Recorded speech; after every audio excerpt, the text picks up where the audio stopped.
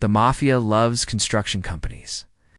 It's probably not news to you that the Mafia is a criminal organization that has been around for many years. And it's no secret that they have made a lot of money through illegal activities.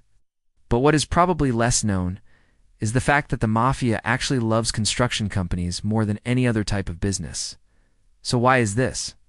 What makes construction companies so appealing to the Mafia? In today's video, we'll take a look at the history between organized crime and construction companies, how it all started, and how it continues today. If you want to find out more, stay tuned. Let's get into it.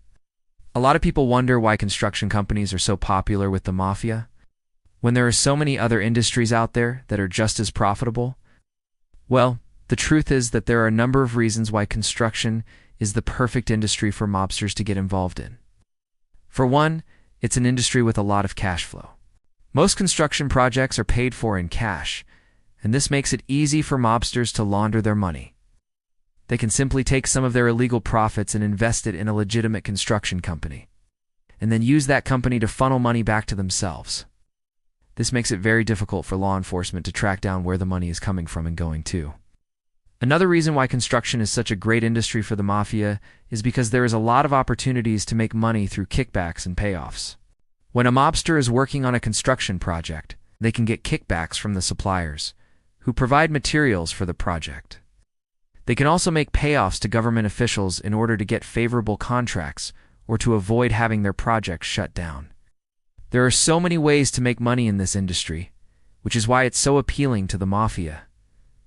Now you might be wondering, did the Mafia always love construction companies? The answer is no. In the early days of the Mafia, they were mostly involved in other types of businesses, such as gambling and prostitution. However, during the 1920s and 30s, the Mafia began to expand their criminal enterprises, and they started to see the potential in the construction industry. At this time, there was a lot of construction going on in the United States as cities were growing and developing. This provided a lot of opportunities for the Mafia to make money. They began to infiltrate construction companies and unions, and before long, they had a strong foothold in the industry. The Mafia has been involved in construction ever since. One of the most famous cases of Mafia involvement in construction is the case of the Colombo crime family. In the 1970s, this family was involved in a number of construction projects in New York City. They used their influence to extort money from contractors and developers, and they even bombed several construction sites in order to collect on the insurance policies. The Colombo crime family made millions of dollars through their construction activities, and they were able to use this money to fund their other criminal enterprises. Now let's take a look at another example, the Genovese crime family. During the 1980s and 90s, this family dominated the construction industry in New York City. They controlled the local 600 union, and they used their power to extort money from contractors. They also ran a number of legitimate construction companies that they used to launder money. The Genovese crime family was so powerful that they were able to avoid law enforcement for many years. However, eventually they were brought down by a series of high-profile trials. So how do these families compare to other Mafia families when it comes to construction? All of the 5 American Mafia families have been involved in construction at one time or another. However, the Colombo and Genovese families are probably the ones who have been most involved. These 2 families have a long history of involvement in the construction industry, and they have made a lot of money through their criminal activities. In the past, the Mafia has been able to avoid law enforcement by being very secretive about their activities. However, in recent years, law enforcement has gotten wise to their ways, and they have been able to break up many Mafia construction rings. One of the most successful operations against the Mafia was the 1986 federal government operation called Operation Stack. This was a massive investigation that involved wiretaps, surveillance, and a lot of undercover work. What it did was break open the Gambino crime family's hold on the construction industry in New York City. This family had been controlling the local 600 union and using their power to extort money from contractors. Operation Stack put an end to that.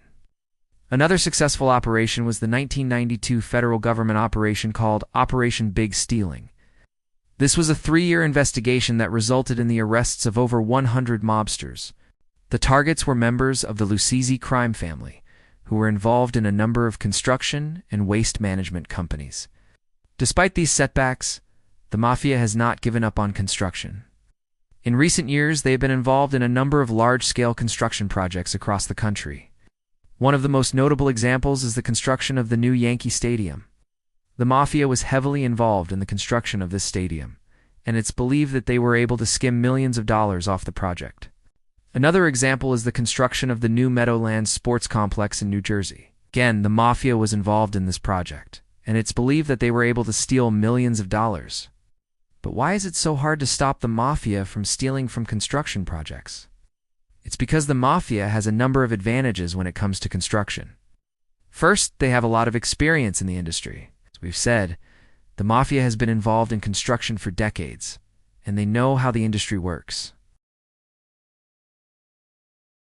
They also know how to pay off the right people to get the job done. Another advantage the Mafia has is that they are willing to work for less money. The Mafia doesn't need a lot of money to live.